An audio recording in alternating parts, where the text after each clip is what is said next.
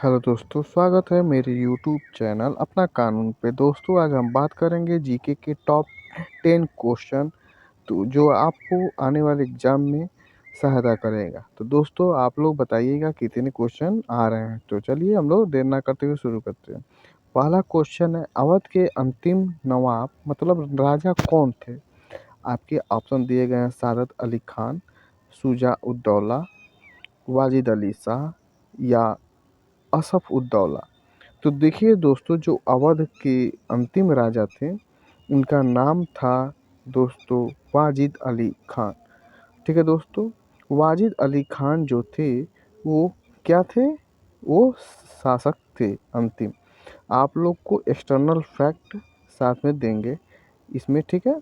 आप लोग देख सकते हैं साथ में ये दिया है, अंतिम शासक जो थे वो नवाब अजीद अली शाह थे जो 11वें नंबर के थे।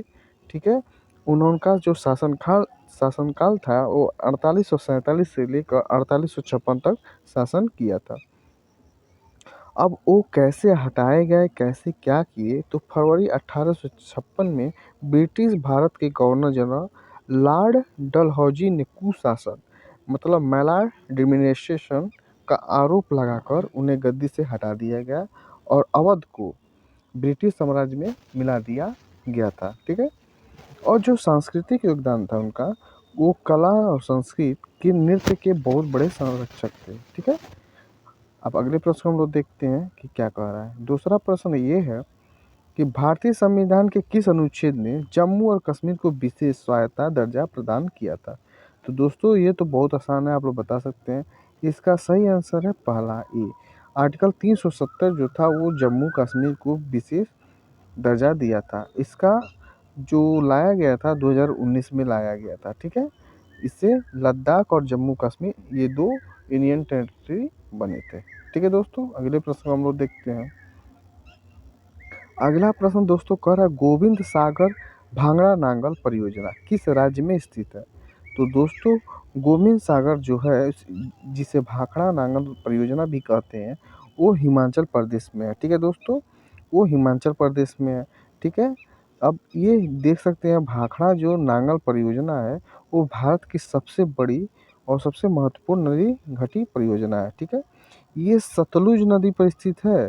पंजाब और हरियाणा राजस्थान का जो बॉर्डर है वहाँ पर पड़ता है। ठीक है, और जो ये पुनरुत्थित भारत का नवीन मंदिर, इसे किसने कहा था?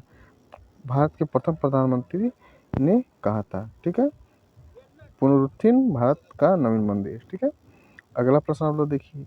अगला प्रश्न कह रहा है, नटवरी नृत्य है किस नृत्य शैली से संबंधित है? तो जो नटवरी नृत्य है वो आप लोग का संबंधित है कथक। ठीक है, ये कथक से नटवरी नृत्य संबंधित है। ठीक है, अब ये देखिए आप लोग, जो नटवरी नृत्य है इसका कथक का दूसरा नाम है। ठीक है, ये जो शास्त्रीय शैली नृत्य शैली है वो उत्तर भारत में उत्पन्न हुई थी। ठीक है, इसका जो नृत्य शैली वो बहुत कठिन होती है, फुटवर्क और घुमाव होती है। ठीक है, इसके हाव भाव, जो चेहरे के भाव है वो किसको बताती है? वो माध्यम से कहानियाँ बताती हैं। ठीक है, ये भी पूछता है दोस्तों, चेहरे से किसके माध्यम से क्या क्या बता जाता है। ठीक है, तो आप लोग जान गए होंगे। अगले प्रश्न को हम लोग देखते हैं। अगला प्रश्न है, कौन खेल में कश्मीर का पहला पद्म पुरस्कार विजेता है? आपके ऑप्शन दिए गए हैं, मिथुन मन्हास, चैन सिंह, फैसल अली डार या इकरार रसूल। तो दोस्तों, इसका सही आंसर है फैसल अली डार।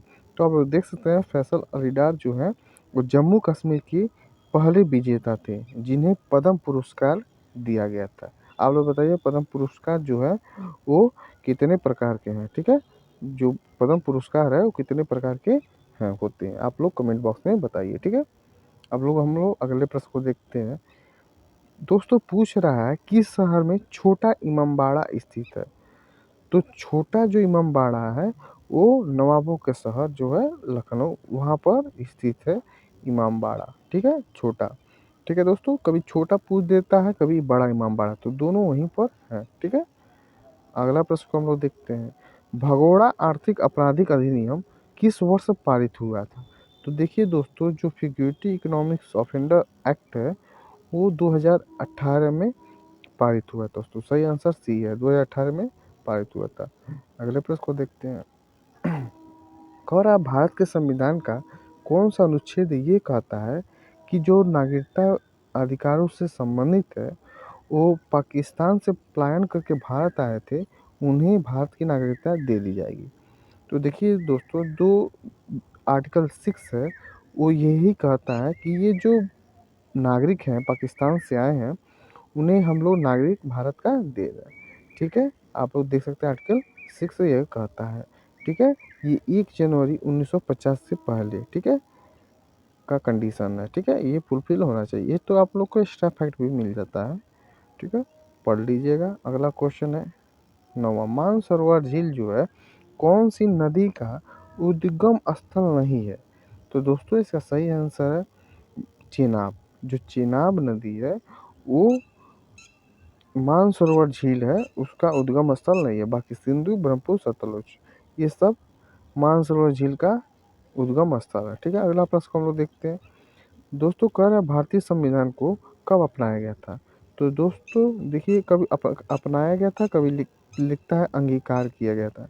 तो देखिए आप लोग दोस्तों प्रश्न क्या पूछ रहा है, ध्यान दीजिएगा। ठीक है, तो इसका दोस्तों सही आंसर है 26 जनवरी 1950। ठीक है, लेकिन अगर वही पूछ देता अंगीकार कब किया गया था तो इसका आंसर दोस्तों बदल जाएगा। ठीक है, तो इसका आंसर सी हो जाएगा ना, अंगीकार का पूछ देगा तो। ठीक है, लागू पूछ देगा। बस ये क्वेश्चन को आप लोग ध्यान से पढ़िए क्या कह रहा है। ठीक है, तो इसका आंसर, सही आंसर दूसरा है। ठीक है, तो दोस्तों ये सब मेरा जीके का क्वेश्चन आप लोग बताइएगा इसमें आप लोगों को कितने क्वेश्चन आ रहे थे। मिलेंगे अगले वीडियो में दोस्तों, तब तक मेरी वीडियो को आप लोग सपोर्ट कीजिए। तब तक के लिए धन्यवाद दोस्तों, धन्यवाद।